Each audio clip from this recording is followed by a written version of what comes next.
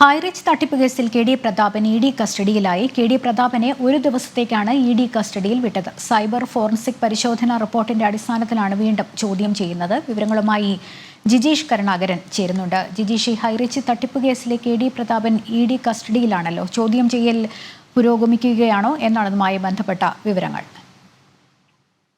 ലക്ഷ്മി, ഇന്നു മുതൽ നാളെ 12 മണിവരെയാണ് കസ്റ്റഡിയിൽ വിട്ടു നൽകിയിരിക്കുന്നത്. ഇപ്പോൾ കോടതി നടപടികൾ പൂർത്തിയായി വരികയാണ്. ഇതിനുശേഷം വിശദമായ ഒരു ചോദ്യം ചെയ്യലിലേക്ക് തന്നെ കടക്കുമെന്നാണ് എൻഫോഴ്സ്മെന്റ് ഡയറക്ടറേറ്റ് വൃത്തങ്ങൾ വ്യക്തമാക്കുന്നത്. പ്രത്യേകിച്ച് മുംബൈയിൽ നിന്നുള്ള ഫോറൻസിക് വിദഗ്ധ സംഘം ഇതുമായി ബന്ധപ്പെട്ട് കെ ഡി പ്രതാപിന്റെയും കമ്പനിയുമായി ബന്ധപ്പെട്ട രേഖകളും സൈബർ ഉപകരണങ്ങളും അടക്കം പരിശോധിച്ചിരുന്നു. ഇങ്ങനെയാണ് സാമ്പത്തിക തട്ടിപ്പുമായി ബന്ധപ്പെട്ട കൂടുതൽ വിവരങ്ങൾ ശേഖരിച്ചത്. ഇതിന്റെ അടിസ്ഥാനത്തിലാണ് പ്രധാനമായും ചോദ്യം ചെയ്യൽ. എവിടെയെല്ലാമാണ് നിക്ഷേപങ്ങൾ നടക്കുന്നത് അടക്കമുള്ള കാര്യങ്ങളിൽ വിശദമായ ചോദ്യം ചെയ്യലിലും പ്രതാപൻ സഹകരിച്ചിരുന്നില്ല എന്ന കാര്യമായിരുന്നു അന്വേഷണ സംഘം കഴിഞ്ഞ ദിവസം കോടതിയെ അറിയിച്ചിരുന്നത്.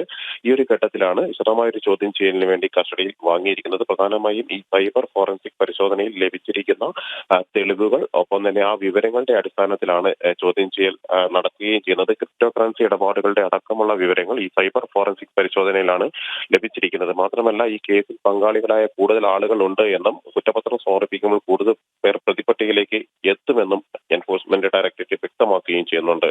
ലക്ഷ്മി, ശരി. ജിജീഷാണ് വിവരങ്ങൾ നൽകിയത്.